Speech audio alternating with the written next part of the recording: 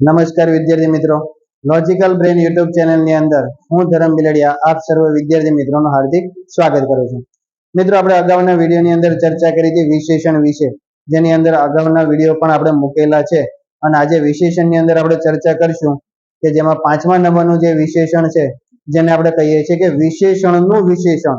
આ ખાસ ધ્યાન રાખજો. વિશેષણ એટલે આપણે પહેલા લેક્ચરમાં ચર્ચા કરી હતી, અગાઉના વિડીયોમાં ફર્સ્ટ લેક્ચરમાં વિશેષણ વાળામાં, કે વિશેષણ કોને કહેવાય? તો કે જે નામના અર્થમાં વધારો કરે એને વિશેષણ કહેવાય. પણ આવું વિશેષણ તો ખરું, પણ અહીંયા શું છે તો કે વિશેષણનું પણ વિશેષણ. જો અહીં વિશેષણનું વિશેષણ મૂકવામાં આવતું હોય તો એ કઈ રીતે થઈ શકે? તો અહીંયા કહે છે જ્યારે વિશેષણ માટે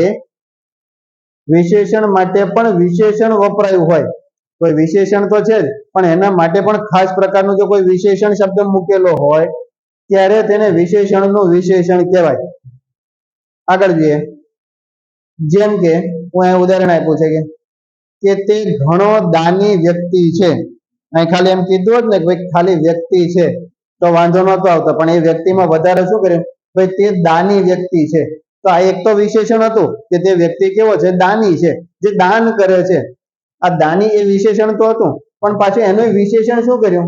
ભાઈ દાની તો છે, પણ કેવો? તો કે ઘણો દાની છે. આ વિશેષણમાં પણ શું કર્યું? વિશેષણ લગાવ્યું. એટલે આપણે એને કહી શકાય કે વિશેષણનું વિશેષણ. તો કે એક વિશેષણ છે એને વિશેષતા વધારવા માટે બીજું વિશેષણ મૂકો છો ત્યારે આપણે એને કહી શકાય કે વિશેષણનું વિશેષણ છે. ચાલો આપણે બીજું ઉદાહરણ જોઈએ કે તે મોટામાં મોટો દેશ છે. અહીં કીધું ભાઈ દેશ છે, પણ મોટો દેશ છે એવું કીધું હોત તો પણ ખ્યાલ આવી જાય. આ વિશેષણ છે કે દેશ કેવો છે? મોટો. નામપદમાં દેશ, એ નામપદમાં શું કર્યું? વિશેષણનો વધારો કર્યો, મોટો. પણ પાછો વિશેષણમાં એક્સ્ટ્રા વિશેષણ શું કર્યું? મોટામાં મોટો દેશ છે. તો અહીંયા શું કહી શકાય કે મોટામાં મોટો એટલે તો કે વિશેષણનું વિશેષણ તરીકે ઓળખી શકાય. ચાલો ત્રીજું ઉદાહરણ જોઈએ કે નદીમાં ખૂબ ઠંડુ પાણી હતું. ખાલી કીધું કે નદીમાં પાણી હતું તો એ સાદું વાક્ય થઈ જાય, પણ આપણે વિશેષણ શું કર્યું કે નદીમાં ઠંડુ પાણી હતું. આ વિશેષણ. પાછું કેવું? તો કે ખૂબ ઠંડુ, હજુ પણ વિશેષણ મૂક્યું કે એને વિશેષણનું વિશેષણ જે વધારો કર્યો. અહીંયા શું થઈ ગયું?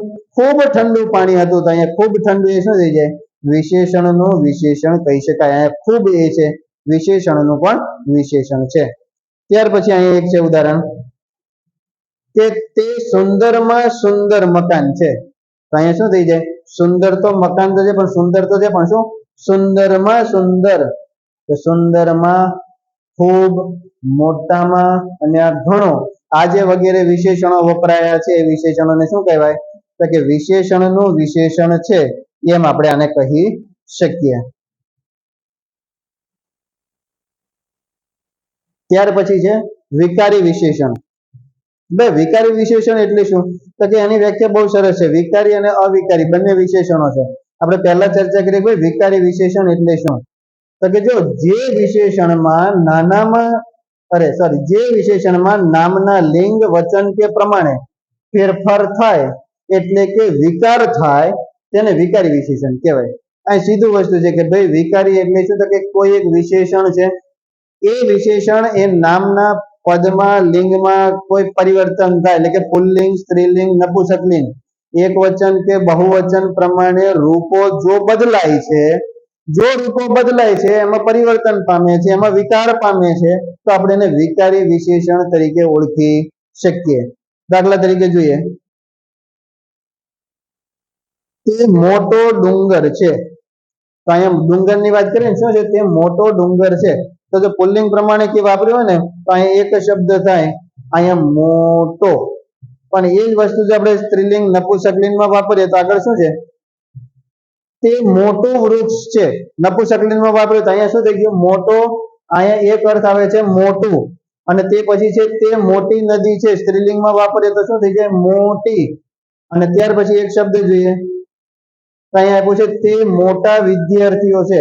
તો જો મિત્રો અહીંયા એક મોટા, મોટી, મોટું અને મોટો, તો કે આ એક જ શબ્દ છે, પણ એક જ શબ્દ શું થાય?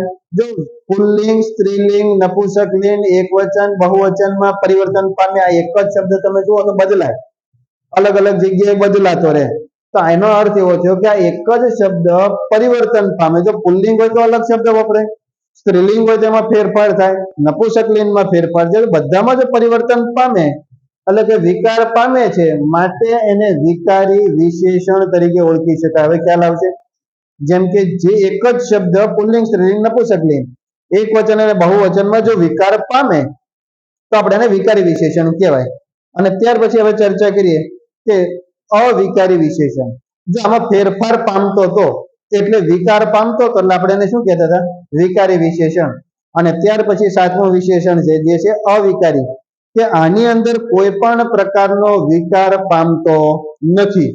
જો જે વિશેષણમાં નામના લિંગ વચન પ્રમાણે કોઈ ફેરફાર ન થાય, એનો મતલબ કે કોઈ પણ પ્રકારના ફેરફાર કરવાના નહીં, પુલ્લિંગ, સ્ત્રીલિંગ, નપુંસકલિંગ, એકવચન, બહુવચનમાં જો ફેરફાર થતો નથી એટલે કે વિકાર ન થાય તેને અવિકારી વિશેષણ કહેવાય, જેમાં કોઈ પણ પ્રકારે પરિવર્તન થાય નહીં. જે કોઈ શબ્દ છે ફિક્સ છે, પુલ્લિંગમાં વાપરો તોય, સ્ત્રીલિંગમાં વાપરો, નપુંસકલિંગમાં વાપરો, એકવચનમાં વાપરો, બહુવચનમાં વાપરો, એ શબ્દમાં કોઈ પરિવર્તન ન થાય. જો પરિવર્તન નથી થતું તો આપણે એને કહેવાય અવિકારી વિશેષણ. જેમ કે અહીંયા આપ્યું છે, જો તે પ્રામાણિક છોકરો છે, છોકરો પુલ્લિંગ છે પણ શું શબ્દ છે? પ્રામાણિક. તે પ્રામાણિક છોકરી છે, ત્યાર પછી છે કે તે પ્રામાણિક વ્યક્તિ છે અને તે પ્રામાણિક લોકો છે.